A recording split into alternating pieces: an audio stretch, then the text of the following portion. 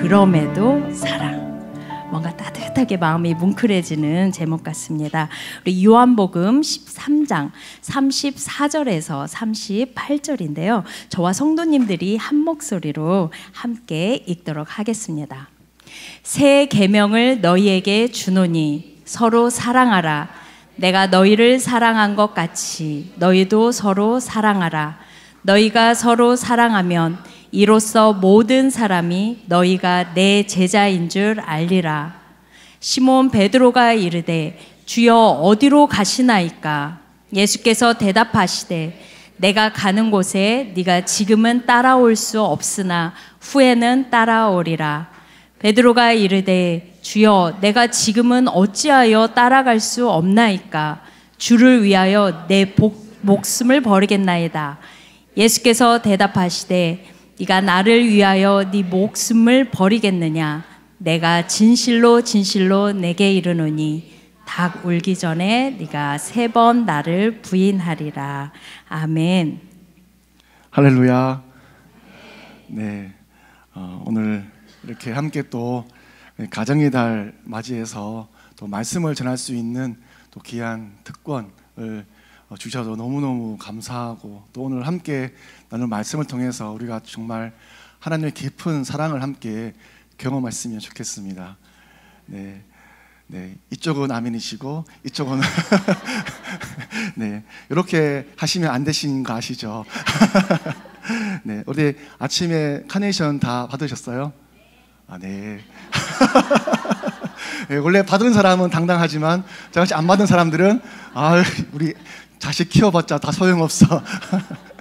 우리가 자녀를 생각하고 또 가정을 생각하면은 당연히 떠오르는 단어 한 가지가 바로 사랑이라는 단어입니다. 제가 목사님께 소개받았듯이 저는 이제 미혼모와 미혼부 아이들 돕는 러브 더 월드 대표로 있고요. 또 웨이처치 담임을 하고 있는 박대현 목사입니다. 저는 많은 이제 미혼모들을 지금도 이렇게 만나고 있는데요. 어느 날 미혼모가 아내를 통해서 연락이 왔습니다. 도와달라고요. 연락이 오니 같이 함께 가니까 그 미혼 엄마 집에 아이들이 있는 거예요. 근데 그 엄마는 배에 임신하고 있는 거예요. 깜짝 놀랐죠. 물어봤습니다. 지금 몇 번째 임신이에요? 그러니까 4번째 임신이라는 거예요. 너무 안타까웠습니다. 마음이.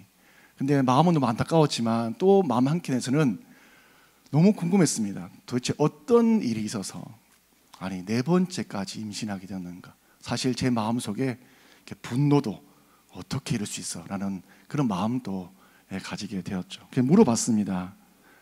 물어보니까요, 자기가 청소년 시기 때, 어릴 때 한번 임신을 했대요.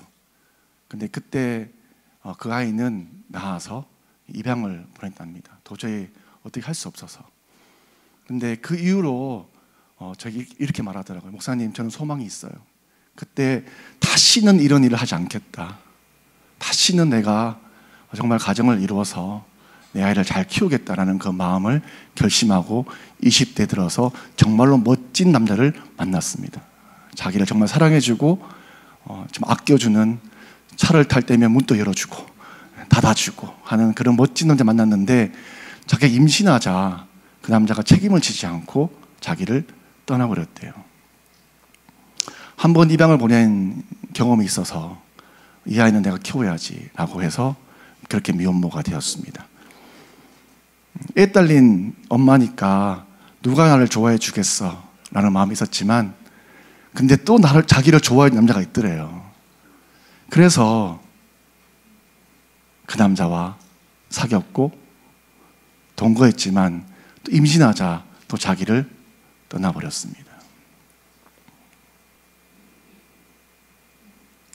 이제 애가 2명이나 있는데 애 딸린 2명의 엄마를 누가 좋아해 주겠냐 라고 했지만, 이번엔 진짜로 자기를 사랑해주는, 차만 열어주는 게 아니라 밥도 먹여주고 선물도 사주고 늘 함께하는, 정말 사랑하는 남자를 만나게 된 거예요. 그 남자와 의지하고 함께하고 했는데, 함께 동거하며 살았는데 그 남자의 결혼까지 약속도 하면서요. 근데 조그맣게 다퉜는데 남자가 집을 나가버렸대요. 근데 보니까 임신한 상태이고. 제가 이렇게 물었어요. 왜 그랬어요? 왜 그랬어? 그래, 그 미혼 엄마가 저에게 이렇게 말하더라고요. 목사님, 저는 그게 사랑인 줄 알았어요. 제가 그때 깨달은 것은, 야, 그냥 잘 사주고 잘 먹여주고 함께 해주는 것이 사랑이 아니라 진짜 사랑을 알아야 되는구나. 진짜 사랑을 알아야 우리가 진짜 사랑을 할 수 있구나 라고 생각을 했습니다. 우리가 알고 있는 그 진짜 사랑은 어디서부터 올 수 있습니까? 하나님으로부터 오는 사랑이죠. 예수님의 사랑이 진짜 사랑입니다. 오늘 본문 말씀이 바로 그 사랑에 대한 말씀입니다. 예수님은 제자들에게 발을 씻기신 다음 새로운 계명을 주십니다. 예수님은 그 새로운 계명은 서로 사랑하라 라고 말씀해 주시죠. 사랑하는 것을 통해서 너희들이 내 제자인 줄 알게 될 것이다. 다시 말하면 사랑함으로써 그리스도인 성도인 것을 모든 사람들이 알게 될 것이다. 더 정확히 말하면 너희가 사랑해야 그리스도인이다. 너희가 사랑해야 제자다 라는 말씀을 우리에게 해주십니다. 자, 그렇다면 우리가 예수님의 따르는 성도라면, 그 말씀을 순종한 사람이라면 우리는 마땅히 사랑하는 것이 맞습니다. 자, 그러면 그 예수님 말씀하시는 사랑 우리는 어떻게 할 수 있을까요? 그 첫 번째는요, 우리는 예수님의 사랑을 경험해야 됩니다. 예수님의 사랑을 경험해야 됩니다. 우리는 오늘 사랑에 관한 지금 제가 사랑이라는 단어를 엄청 많이 말하고 있는데요, 여기 계신 분들 중에서 사랑이라는 단어를 모르시는 분은 아무도 없습니다. 다들 사랑해서 결혼하셨죠? 지금 남편분들이 다 울고 있습니다. 이럴 줄 몰랐어. 자녀들은 사랑하시죠? 이야, 정말 그렇죠. 예, 그 마을놈의 남편 왜 나랑 결혼해가지고 이런지. 네. 우리는 자녀를 향해서, 남편을 향해서, 또 우리는 사랑이라는 표현하지만 우리는 사람을 향해서도 만 사랑을 표현하지 않습니다. 우리는 어떤 물건들, 구두를 보더라도 기도 너무 사랑해라는 마음을 가지고, 가방만 보더라도 저 가방 네, 요 예쁜이라고 말하는 그 사랑을 보여주죠. 네, 우리는 어느 시대보다 사랑하는 말이 넘치는 세상에 살고 있습니다. TV를 틀어도 사랑. 얼마 전에 끝난 그 눈물의 여왕인가요? 다 보셨습니까? 사랑, 내 사랑, 네, 그 사랑, 온통 드라마를 봐도 사랑, 노래를 들어도 사랑, 사랑이 넘치는, 사랑이란 단어가 넘치는 세상에 살고 있지만 우리는요, 우리가 사는 세상이 사랑이 엄청 많다라고 생각하지 않습니다. 우리는 살면 살아갈수록 사랑이 없구나, 사랑이 없다라는 그런 세상에 우리는 살고 있습니다. 왜 우리는 굉장히 사랑이, 이 단어를 많이 말하는 세상에 살고 있는데 왜 우리가 느끼기에는 사랑이 없다라는 그런 세상에 살고 있는 것일까? 왜 그럴까요? 그 이유는요, 예수님 말씀하시는 그 사랑을 몰라서 그렇습니다. 우리는 세상이 정의하는 사랑이 아니라 예수님 말씀하시는 그 성경에 있는 그 사랑이 무엇인지를 알아야 우리가 진짜 사랑을 할 수 있는 것이죠. 그럼 예수님의 사랑은 어떤 사랑일까요? 이 성경 말씀에 다 나와 있는 것이 바로 예수님의 사랑입니다. 마태복음 5장 44절 말씀은요, 원수를 사랑하라고 하셨고요. 오늘 우리가 읽은 본문 요한복음 13장 1절에는요, 자기 삶 끝까지 사랑하시는 희생적인 그 사랑의 모습이 예수님의 사랑입니다. 오늘 이런 예수님의 사랑에서, 오늘 말씀에서 내가 너희를 사랑한 것 가치가 바로 우리가 알고 있는 그 모든 것들의 예수님의 사랑입니다. 우리는 이런 예수님의 사랑을 알기 위해서 엄청나게 공부합니다. 여러분들이 마더와이즈나 커피 브레이크나 이런 제자 훈련을 하면서 뭘 배웁니까? 예수님의 사랑을 배우는 것이죠. 우리가 예배를 드리면서 기도하면서 무엇을 우리 알게 됩니까? 나를 향하신, 우리를 향하신 그리스도, 예수 그리스도의 그 한량없는 사랑을 경험합니다. 각 훈련을 다르지만, 각 제자 훈련의 각 모습은 다 다르지만 우리 그 모든 것 중에서 배울 수 있는 것은 단 한 가지입니다. 예수 그리스도의 사랑입니다. 나에게 새로운 생명을 주신 그 사랑, 나에게 이 새로운 가족 공동체, 교회를 주신 그 사랑, 내가 오늘을 살 수 있는 믿음을 주신 그 사랑을 우리는 배웁니다. 자, 우리가 오랜 시간 예수님의 사랑을 배웠다면, 안다면 이제 우리도 그 사랑을 어떻게 해야 되죠? 해야 하는 것이죠. 일반 회사에서 보통 일반적으로 3년 정도 다니면 실무자가 되고 그 분야의 전문가가 됩니다. 우리는 얼마나 오랫동안 예배 드리고 있는 것이죠? 여러분의 예배 구력은 어느 정도이십니까? 한 달만 넘어도 요즘 웬만하면 다 정보가 있으니 다 알게 되지 않습니까? 제가 딱 보니까 너무 은혜가 넘치고 얼굴이 막 반짝반짝거리고 아름다우시거든요. 필경 최소한 5년 된 것 같습니다. 그러면 우리는 누구보다 사랑에 대해서 알고 있고요, 배웠고요, 사랑을 잘 알고 있습니다. 그러면 우리는 누구보다 사랑에 대해서 전문가입니다. 우리는 예수님 사랑에 대한 전문가입니다. 하지만 누군가가 당신은 예수님처럼 사랑하십니까? 라고 물어본다면 우리는 머뭇머뭇합니다. 예수님 사랑처럼 내가 사랑하는 것은 아니지. 그렇게 생각하죠. 왜 우리는 예수님처럼 살아가지 못하고, 왜 믿음의 삶을 살면 살수록 내가 지금 이 순간 나를 향하신 그 예수님 사랑을 경험하지 못하는 것일까요? 그것은요, 우리가 내 자신을 제대로 모르기 때문입니다. 내 자신을 제대로 모르기 때문에 예수님처럼 사랑할 수도 없고 예수님의 사랑을 내가 지금 이 순간 경험할 수도 없습니다. 아무리 오랜 시간 교회 다녀도 내 자신을 모르면 성도가 되지 않고 사랑을 경험하지 못하고 사랑할 수 없는 삶이 되는 것입니다. 내가 누구인지 안다는 것은요, 내 자신의 죄가 무엇이냐 하는 것입니다. 예수님을 알기 전 내 모습이 어떤 것인지를 기억하는 것입니다. 내 죄가 무엇인가를 안다는 것은 윤리적인 그런 죄를 범하는 것이 아닙니다. 요한복음 16장 9절에서는 근본적인 인간의 죄를 이렇게 말씀해 주고 있습니다. 죄에 대하여라 함은 그들이 나를 믿지 아니함이요.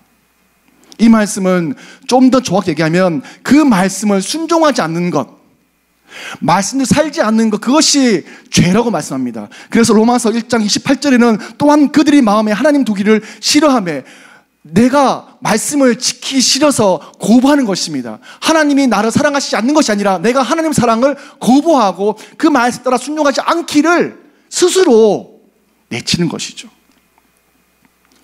우리는 예수님을 믿습니다. 아멘이십니까? 네, 믿습니다. 그래서 우리는 예수 믿으면 우리의 생각과 우리의 마음과 우리의 행동들이 예수님처럼 행동하려고 합니다. 내 자녀에 대해서도, 내 남편에 대해서도, 내 직장에서도, 나의 모든 삶의 순간순간 예수님처럼, 예수님 어떻게 하시는지에 대한 고민을 가지고 관심을 가지고 그대로 행동하려고 합니다. 그 삶 다 살아보셨잖아요. 우리가 그 삶을 안 살아본 사람들이 아니거든요. 우리는 예수님을 순종과 믿음의 삶을 살려고 애썼던 사람들입니다. 근데 그 삶을 살면 살수록 어떻게 해요? 우리 자신의 내 모습이 오지 않으십니까? 내가 믿음이 많은 줄 알았는데 내 믿음이 하찮은 작은 것이지 알게 되고요. 내가 사랑이 진짜 많은 줄 알았는데 내 사랑은 아무것도 없음을 발견하게 됩니다.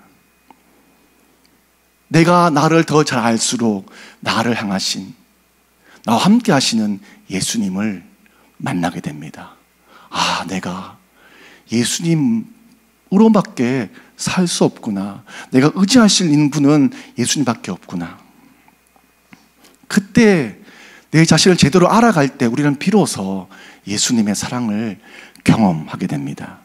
그 예수님의 사랑을 경험한 사도 바울은 이렇게 고백합니다. 디모데전서 1장 14절과 15절 말씀에서 우리 주의 은혜가 그리스도 예수 안에 있는 믿음과 사랑과 함께 넘치도록 풍성하였도다.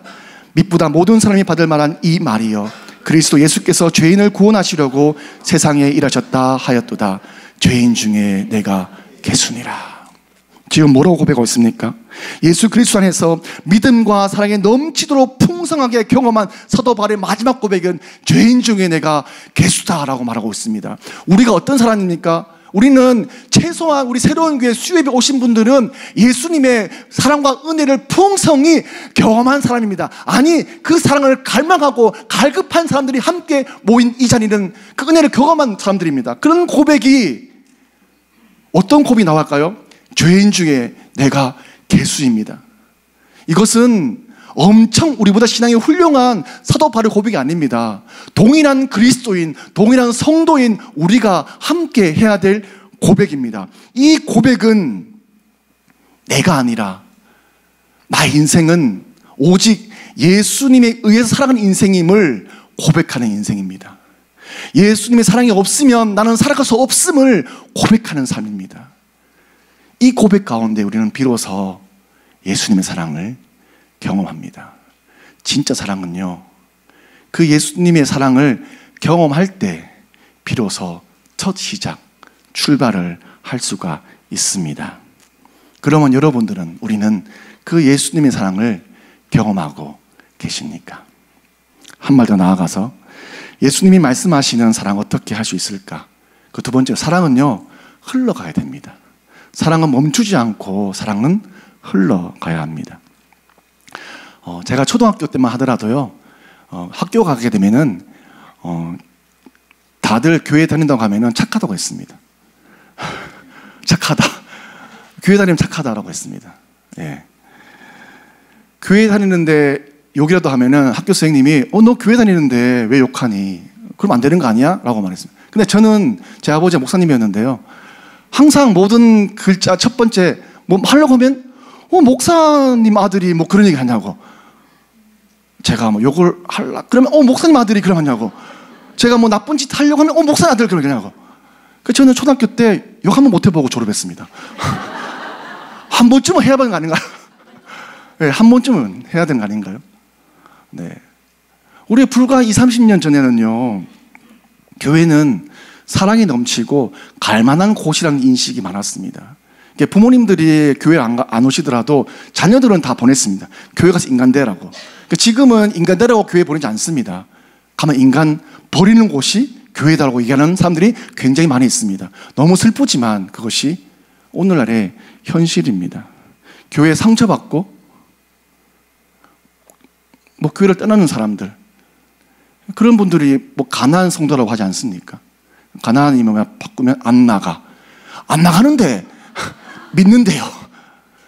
원래 왜 예수님 믿는 것은 공동체의 삶이거든요. 함께 하는 거거든요. 함께 하지 않는데 혼자 신앙생활을 할 수가 없습니다. 하나님은 우리를 새로운 가족 공동체, 새로운 교회로 우리를 부르셨거든요. 믿음을 잃어버리게 되죠.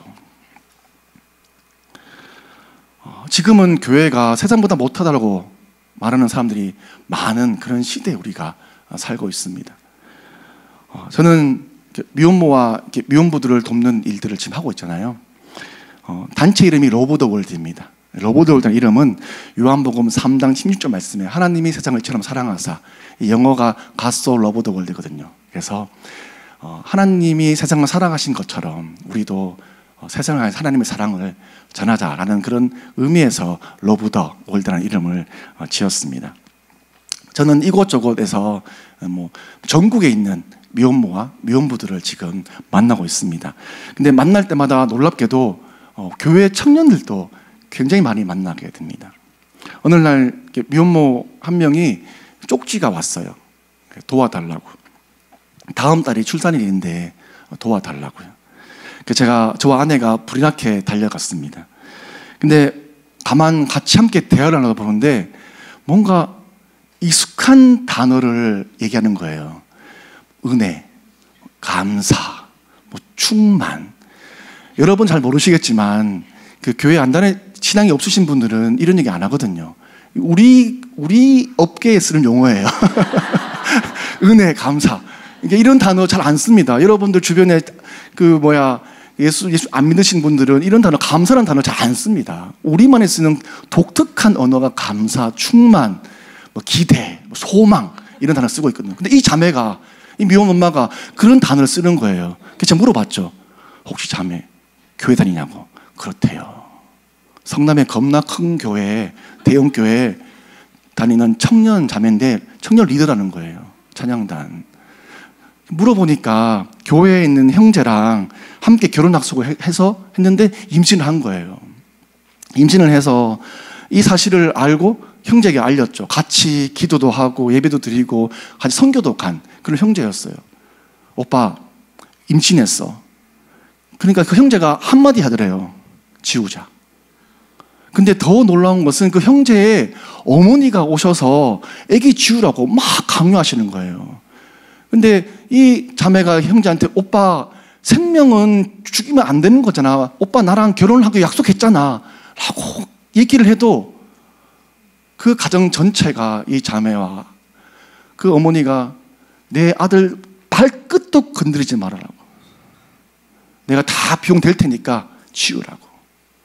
근데 이 어머니가 그 큰 교회 중보기도 팀장 권사님이세요. 너무 놀랬죠. 사귄 형제는 주변에서 믿음 좋다고 하는 형제입니다. 이게 우리가 살고 있는 교회의 현 주소입니다.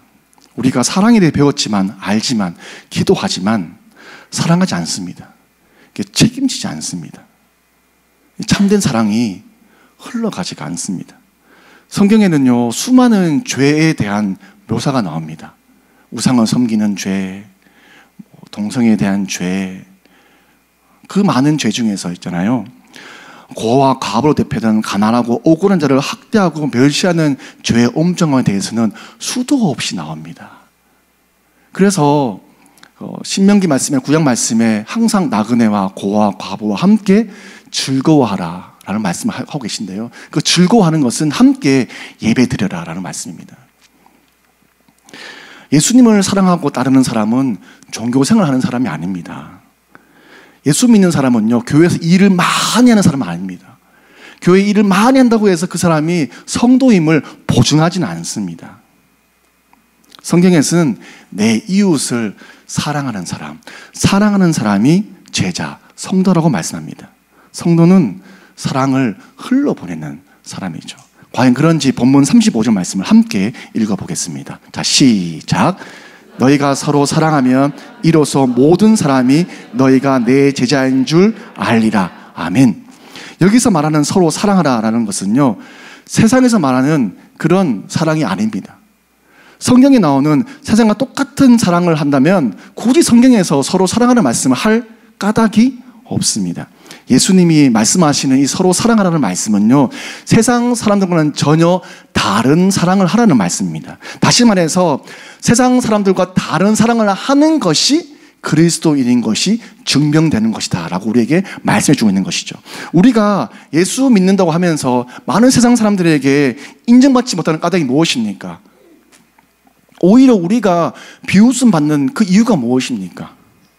우리의 사랑이 세상의 이기적인 사랑과 별반 다를 바 없기 때문입니다. 교회 다니는 너나 안 다니는 나나 믿음을 가진 너나 나나 똑같지 않냐라고 말하기 때문입니다. 오늘 말씀에서 하시는 그 서로 사랑하라는 말씀을 좀 더 자세히 설명해 주는 말씀 마태복음 22장 말씀입니다. 마태복음 22장에서 한 율법학자가 예수님을 시험하여 묻습니다. 선생님, 율법 중에서 어느 계명이 가장 크니까? 라고 하는 이 질문에 예수님이 이렇게 답변하시죠. 마태복음 22장 37절 이하에서 예수께서 이르시되 내 마음을 다하고 목숨을 다하고 뜻을 다하여 주 너의 하나님을 사랑하라 하셨으니 이것이 크고 첫째 되는 계명이요 둘째도 그와 같으니 네 이웃을 내 자신같이 사랑하라 하셨으니 이 두 계명이 온 율법과 선지자의 강령이니라. 무엇을 말씀하고 있죠? 성경에서 가장 큰 계명은 하나님을 사랑하는 것이고 또한 이웃을 사랑하는 것이다. 이걸 쉽게 말해서 하나님 사랑, 사람 사랑, 이웃 사랑이라고 말을 하기도 합니다. 자, 우리가 가장 먼저 해야 될 사랑은 우리 주님을 사랑하는 것입니다. 우리 주님 사랑하십니까? 네. 이때 아멘 해주셔야 됩니다. 네. 마음속으로라도. 우리가 주님을 사랑한다는 것은 주님 말씀에 귀를 기울이고 그 말씀을 순종하고 그 말씀을 따라 사는 삶을 사는 것이죠. 그리고 내가 예수님이 좋아하는 것을 내가 좋아하고 그분이 하신 일에 내가 함께 동참하는 것이 그분을 우리가 사랑합니다. 여러분 또 그 옛날 그 시절 그때 남편에게 사랑할 때 내 가진 거 그냥 이렇게 흔쾌히 줘도 아깝지 않게 줬지 않습니까? 네. 그게 다시 오늘로 돌아와야 됩니다.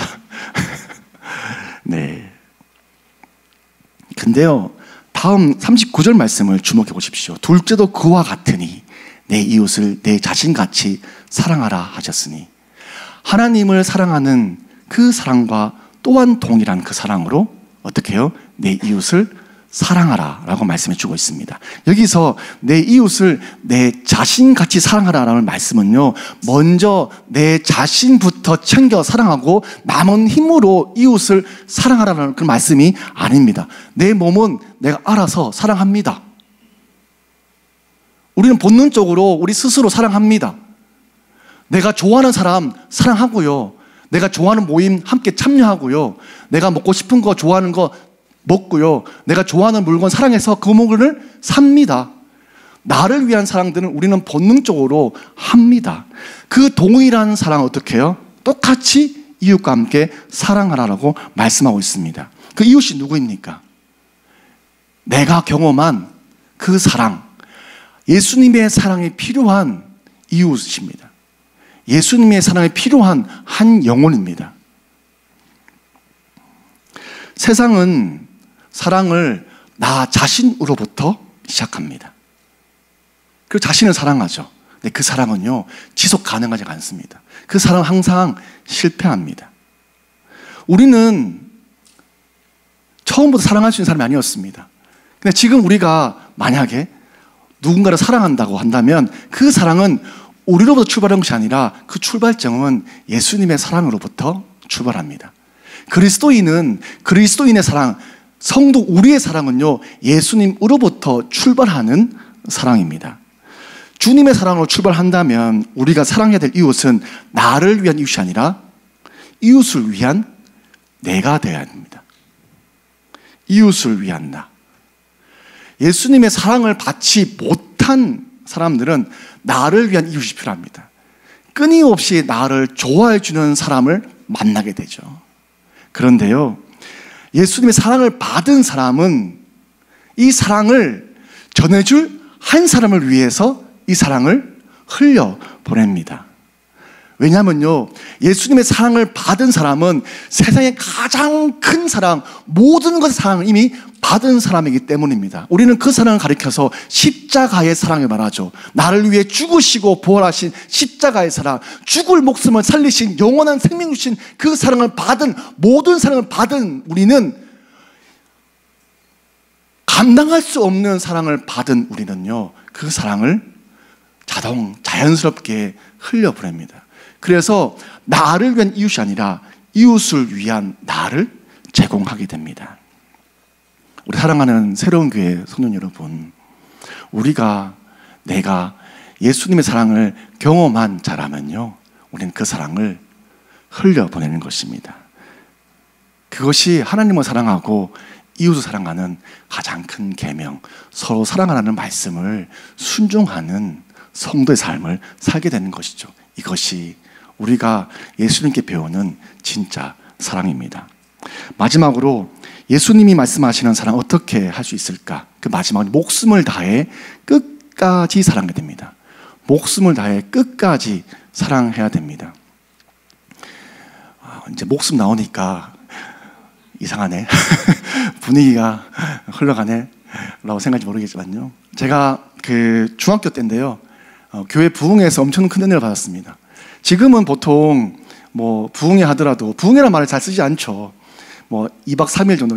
예전에는 부흥회는요, 일주일 내내 했어요. 심령대 부흥회, 새벽, 정심, 저녁, 네, 매번 그렇게 기도했습니다. 그래서 그날은 온 교회 성도들이 온 자기 일을 다 제쳐두고 그 한 달 전부터 뭐 성가대 찬양 준비하고 막 기도하고 막 그렇게 해서 일주일 동안 말씀을 나눴습니다. 제일 마지막 날 밤에 꼭 그 부흥 강사 목사님이 초청을 하세요. 초청. 어떤 초청이면 주님 위에 목숨 버릴 그 헌신된 사람들 앞으로 나오세요. 혹시 뭐 선교사로 나갈 분 안 계십니까? 이런 꼭 초청하시거든요. 제가 그때 손을 들었어요. 그러니까 그 부흥 강사님이 저기 박 목사님 아들 손 들었습니다. 실수했나? 앞으로 불러만가지고 이 강단 앞에서 쭉 해가지고 축사하시면서 막 기도하시면서 정말 기도하시더라고요. 그때 제가 서운 게 있습니다. 주님, 제가 주님 위해 목숨을 바치겠습니다. 제가 그때 중학교 때 그 마음에서 너무 은혜 받아가지고 내가 내 목숨 주님에 바치겠습니다는 그대로 했다니까요. 그 마음을 너무 어여삐 계신 우리 어머니께서 그때 그 주기철 목사님의 전기 영화인 저 높은 곳을 향하여라는 영화를 함께 보러 갔습니다. 이게 1977년도에 나온 영화인데요. 함께 이렇게 보러 갔습니다. 그때 신영균 씨가 그때 주기철 목사님으로 나오셨고요. 요즘에 이순재 씨가 일본 악질 순사의 역할 나옵니다. 유튜브에 나옵니다. 공짜로 보실 수 있어요. 근데 제가 그 영화를 본데 영화 장면 중에서 일본 경찰이 주기철 목사님의 교회 성도들을 다 불러모아놓고 이렇게 말하는 거예요. 성도들이 있는 곳에 주기철 목사님을 끌고 와가지고 이렇게 말합니다. 여러분이 신사참배를 하면 주 목사는 못판 일을 걸어가지 않을 것입니다. 하지만 신사참배를 거부하면 주 목사는 이 못판 일을 걸어가게 될 것이다. 온 성도님들이 막 눈물을 흘리고 어쩔 줄 몰라 하시는 거예요. 근데 이때 주 목사님이 이렇게 말씀하세요. 여러분, 움직이지 마세요. 나 주기철을 생각하지 말고 오직 주님의 십자가만을 생각하십시오 라고 말씀하세요. 그리고 스스로 그 못이 삐죽삐죽난 그 길을 걸어가시는 거예요. 걸을 때 막 발에서 피가 나고 막 터지고 막 이런 모습을 제가 봤거든요. 좀 너무 놀랐습니다. 순교가 저런 거구나. 바로 총 빵 사면 죽는 게 아니고 고통스러운 거구나. 어려운 거구나. 고통이 길구나. 저거 어떻게 참지? 정말 제가 곰곰하게 생각했어요. 그래서 제가 집에 돌아와서 몇 날을 제가 기도했습니다. 마음에 안정이 안 돼가지고 아무도 없는 날 저녁에 교회 본당에 다시 올라갔습니다. 다시 소원기 드렸어요. 주님, 그때 기도한 거 취소입니다. 네. 그 덕분에 제가 안 죽고 살았는지도 모르겠습니다. 근데요, 중학생이었던 제가 죽는 게 두려웠습니다. 죽는 게 무서웠습니다. 죽음은 어쩌면 우리에게 굉장히 두려운 것입니다. 성경을 읽어보면요, 예수님의 제자들은 다 죽었습니다. 그냥 죽은 게 아니라 제대로 죽은 사람이 없습니다. 베드로, 사도 바울, 스데반 집사님, 돌에 맞아 죽고 십자가에 거꾸로 달려 죽고 목이 잘려 죽고. 근데 이들이 어떻게 죽었든지 간에 하나의 공통점은요, 다 예수님을 사랑했습니다. 그 사랑 때문에 자기의 목숨마저도 아깝지 않게 여긴 것이죠. 우리가 오늘 읽은 본문의 베드로도 처음부터 그런 사람은 아니었습니다. 오늘 본문의 37절 말씀에 베드로가 이르되 주여 내가 지금 어찌하여 따라갈 수 없나이까 주를 위하여 내 목숨을 버리겠나이다. 베드로만 주님의 목숨 버리겠다 말한 게 아닙니다. 마태복음 16장 35절에서는요, 베드로뿐만 아니라 모든 제자들도 베드로와 똑같이 말했습니다. 주와 함께 죽을지언정 주를 부인하지 않겠습니다.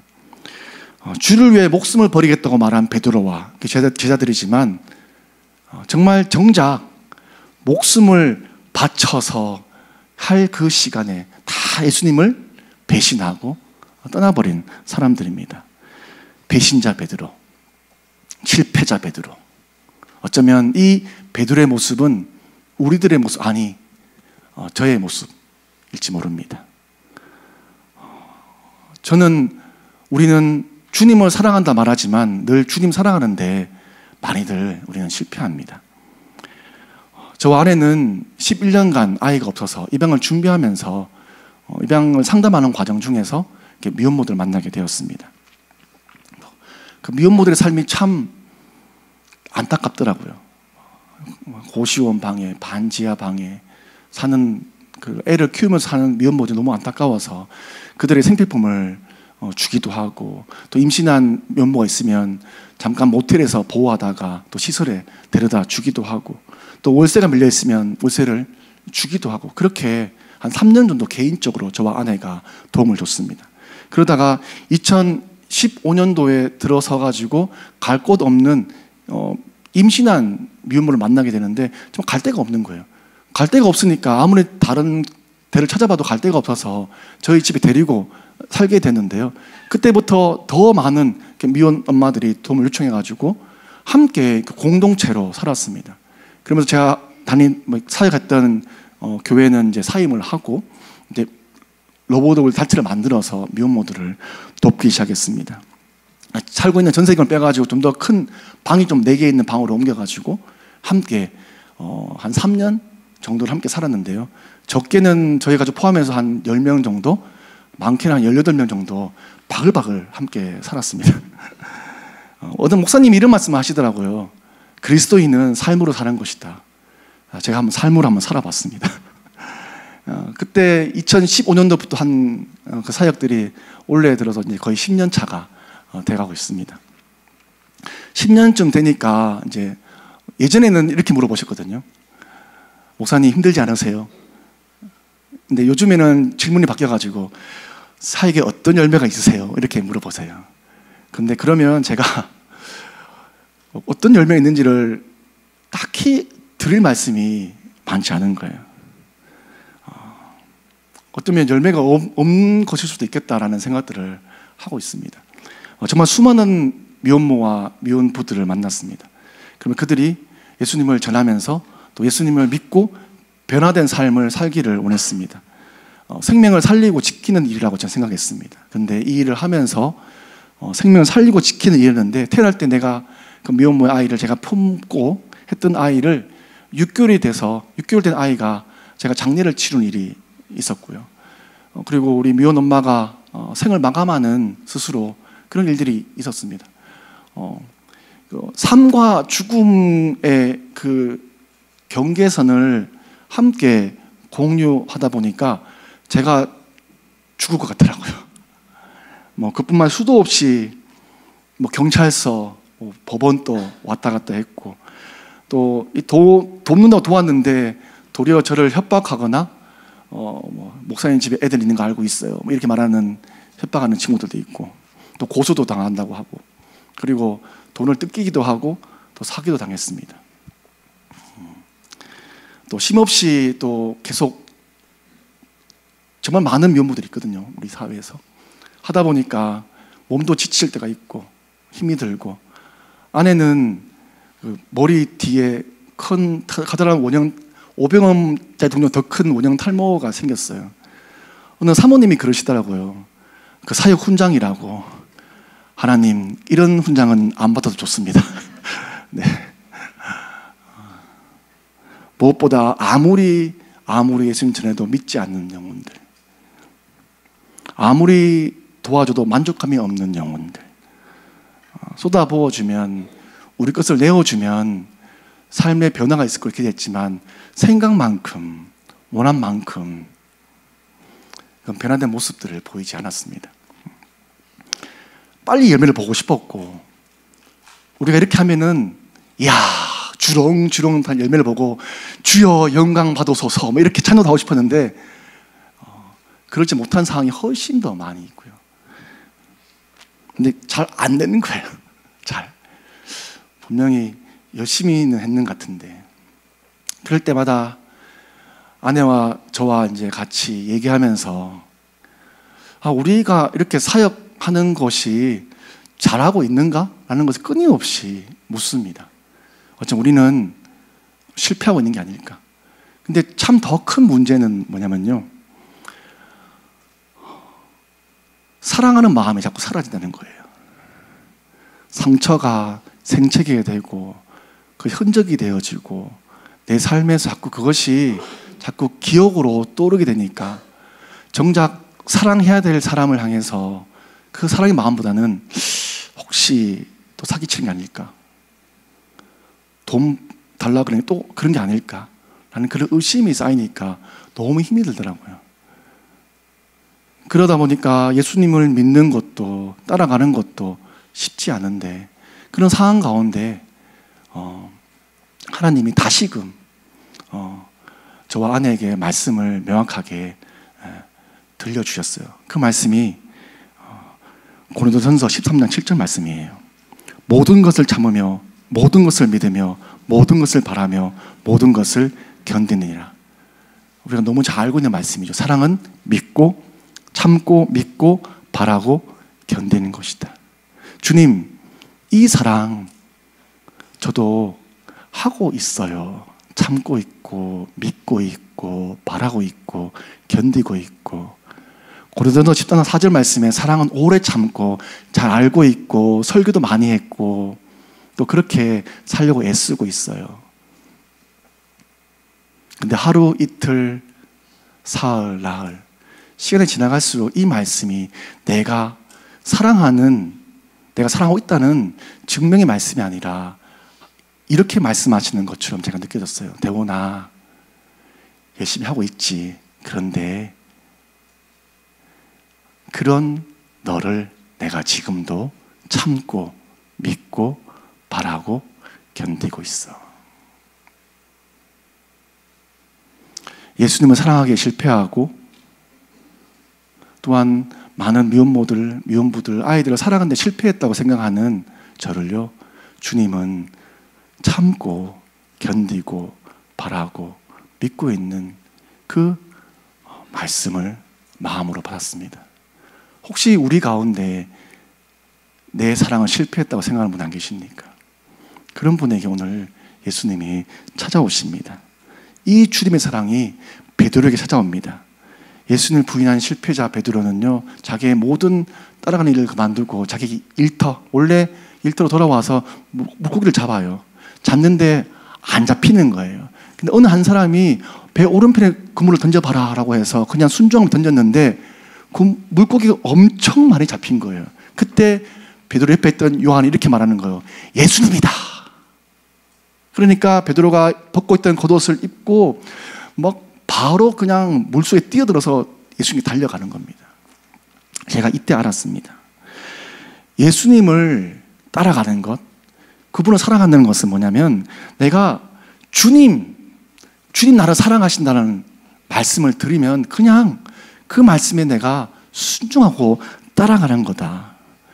내 사랑이 아니라 나를 사랑하고 나를 참고 믿고 견디고 있는 그 예수님의 사랑에 반응해서 그전하는 그 말씀 순종해서 내 삶의 한 발짝을 그냥 내딛는 거다. 그러면 된다. 그 삶을 살아오면서 1명, 2명으로 시작했던 미혼모들이요, 지금은 전국에 2,000 가정 이상을 함께 하고 있습니다. 예수님은요, 우리를 위해서 십자가 고난 받으시고 죽으셨어요. 그래서 우리는 지금 살고 있습니다. 우리는 예수님 때문에 살고 있습니다. 그리고 예수님 때문에 죽습니다. 우리의 삶과 죽음은요, 예수님과 연결되어 있습니다. 그래서 예수님을 사랑하는 성도는요, 항상 죽을 준비를 합니다.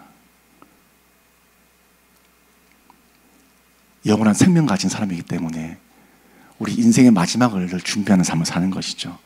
그 이유는요, 사랑하기 위해서, 끝까지 사랑하기 위해서입니다. 우리가 예수 믿는 그리스도인으로서 사랑하는 이유가 무엇입니까? 내가 예수님을 사랑해서입니다. 우리가 이웃을 사랑해야 되는 그 이유가 무엇입니까? 우리가 예수님을 사랑해서입니다. 내가 완벽해서가 아니라 나를 사랑하신 예수님 때문에 우리가 예수님을 사랑하는 것이죠. 제가 만난 미혼 엄마 얘기를 하면서 설교를 마무리하려고 합니다. 대학생이었어요. 이제 갓 대학교에 입학한 1학년 대학생이었습니다. 임신했는데 주변에 다 낙태하라고 하는 거예요. 교회 다니는 자매였어요. 교회 친구들이 다 낙태하래요. 그래서 교회 목사님께 가서 이 사실을 여쭸어요. 그래, 목사님이 너 참 덕이 안 된다라고 말씀하시더래요. 그 말씀이 너 교회 나가라 이런 말씀이 좀 느껴졌대요. 그래서 누구 하나 의지할 데 없으니까 큰 결심을 하고 아빠 엄마에게 찾아갔어요. 엄마 아빠 앉아보세요. 저 임신했어요. 그랬더니 아빠가 자기 손을 잡으시더래요. 나랑 가자. 아빠 어디로요? 병원 가자. 아빠가 목사님이셨거든요. 말씀을, 생명을 살려야 됩니다. 성도의 삶을 살아야 됩니다 라고 말씀하셨지만 정작 딸인 내가 이런 일이 있자 가자 병원에. 이 자매가 집을 뛰쳐나왔어요. 나와서 아는 언니 집에서 아르바이트를 하고 살다가, 근데 이 남자친구 부모님이 학교도 찾아오고 자기 알바는 찾아와서 기물도 파손하면서 내 아들 붙이지 말라고, 또 낙태하라고, 네 인생 살라고 그렇게 말하는 거예요. 그런 두려움에 있던 때에 연락이 온 거예요. 오니까 한 번도 병원에 가지 않은 거예요. 그래서 만나서 바로 병원에 가서 검사를 했어요. 검사를 했는데 이 초음파 검사를 했거든요. 이 자매가 이 초음파 영상과 소리를 들었습니다. 함께 그 현장으로 함께 가보겠습니다.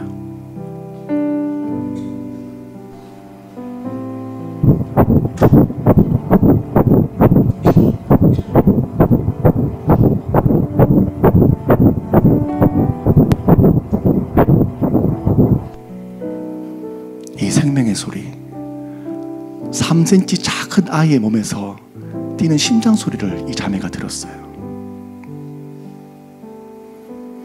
이 소리를 듣고 이 자매가 울면서 아이를 낳기로 결정했어요. 원래는 낙태할 돈이 없어서 낙태를 할 수 있을까? 아니면 애를 살릴까? 그 마음에서 찾아왔었거든요. 자매는 이 생명을 지키고자 대가를 치렀습니다. 다니던 대학을 그만 다녀야 됐고요. 오랜 기간 동안 다녔던 교회를 나와야 했어요. 어느 날 이 자매가 저한테 묻습니다. 목사님, 저 아이 낳으면 다시 결혼할 수 있을까요? 목사님, 저 아이 낳으면 저 다시 공부할 수 있을까요? 목사님, 저 아이 낳으면 다시 교회에 갈 수 있을까요? 이 자매는 아이의 생명을 지키기 위해서 자신의 생명을 걸었습니다. 이 자매가 자신의 모든 것을 포기하는 그 한 가지 이유는 바로 생명 때문이었습니다. 우리 사랑하는 새로운 교회 성도 여러분, 우리는 어떤 생명을 가지고 있습니까? 우리는요, 예수 그리스도의 생명을 가지고 있는 사람들입니다. 우리는 세상에 비교할 수 없는 고귀한, 나를 위해 죽으시고 부활하셔서 지금도 살아계셔서 나를 참고 견디고 바라고 믿고 계신 그 예수님의 생명을 품고 있는 사람들입니다. 그 사랑을 이미 우리에게 보여주셨고, 이제 너도 내가 너를 사랑한 것처럼 너도 그렇게 사랑해라 라고 우리에게 말씀하십니다. 우리가 사랑해야 되는 이유는 예수님이 나를 사랑하시기 때문입니다. 그리고 우리가 예수님을 사랑하기 때문입니다. 오늘 주신 말씀 가지고 우리 함께 찬양하기 원합니다.